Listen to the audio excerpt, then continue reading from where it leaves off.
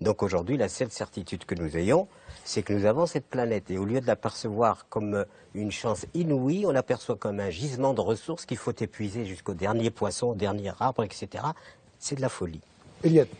Est-ce que si l'on pense que le bonheur est dans le pré, cela veut dire qu'on refuse la modernité? Non, c'est garder les éléments positifs de l'évolution. Alors, mais je ne peux pas souscrire à la bombe atomique, aux armes, à cette fureur de l'humanité et cette méchanceté de l'humanité qui ne pense qu'à créer le mal et la destruction. qu'est-ce que vous gardez dans l'humanité? Qu'est-ce que vous enlevez?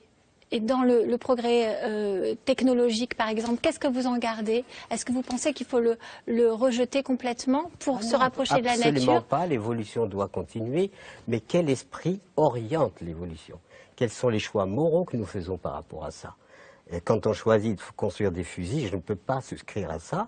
Quand on fait de la chirurgie aujourd'hui, c'est extraordinaire, ça ne se faisait pas avant. Il y a une technologie qui grandit l'humanité, il y a une technologie qui détruit l'humanité. Géraldine. Oui, alors pour prolonger cette question, il y a tout de même dans votre discours critique et sans doute avec légitimité, quelque chose qui me met moins à l'aise, c'est une dimension que j'appellerais un peu complotiste. Par exemple, je vous ai entendu vous parler, voilà, j'ai étudié le sujet Pierre Rabhi avant d'arriver, comme tout le monde ici. On le connaissait avant quand même. Hein. Oui, mais enfin bon. Et vous dites, on voit par sa exemple, photo dans tous les magasins bio. Vous dites par exemple ça s'est passé après la guerre. Il y avait des matières de guerre, dites-vous, des nitrates, du phosphore. Et qu'allait-on faire après la guerre? On n'allait pas fermer les usines. Et on a l'impression, dans ce que vous dites, qu'on les a réinvestis. Je vous cite, dans deux espaces de profit, l'agronomie moderne et la médecine.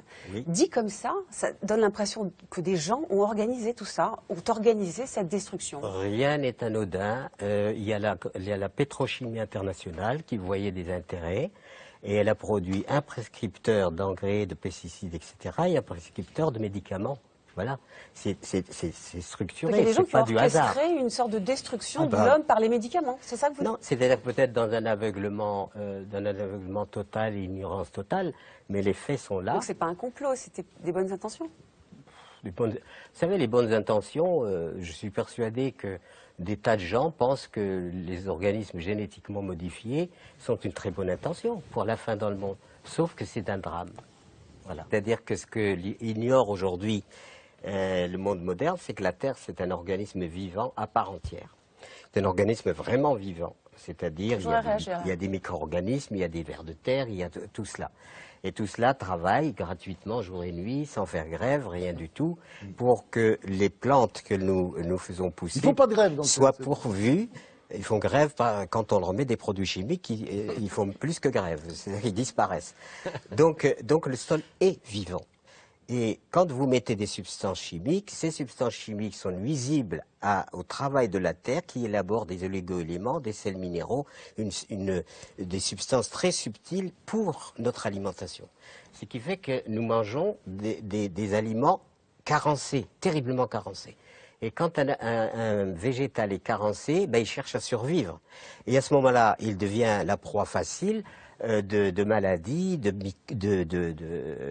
parasites, etc. Qui sinon n'existent pas, bien sûr. Il n'y a pas de maladie dans la nature, il n'y a pas de violence dans la nature. Et, attendez, je me permets de vous interrompre parce que je n'ai pas dit grand-chose toute cette émission. Je trouve que vraiment, je ne vois pas pourquoi la défense des processus naturels, la défense d'un meilleur comportement de l'homme à l'égard de la nature, toutes ces choses que j'entends très bien, et je suis tout à fait d'accord, devraient passer par un discours d'un irénisme, enfin angélique sur la nature qui me sidère quand même. Non, moi je suis pas d'accord du écoutez, tout. Je suis vous pas n'arrêtez pas de dire que les chèvres et les vers de terre sont beaucoup plus intelligents que les êtres humains.